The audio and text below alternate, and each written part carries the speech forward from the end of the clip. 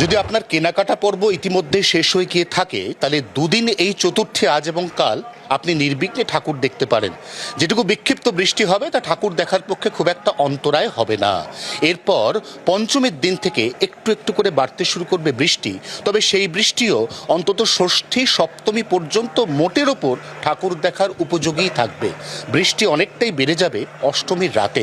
অষ্টমীতে যারা night out plan করেছেন তাদের প্রত্যেককেই ছাতা রেনকোট অবশ্যই সঙ্গে রাখতে হবে, কারণ মণ্ডপের বাইরে আপনাকে কার্যত খোলা আকাশের নিচে দীর্ঘক্ষণ পরিবারের শিশু এবং বয়স্ক মানুষদের নিয়ে লাইনে দাঁড়িয়ে থাকতে হবে।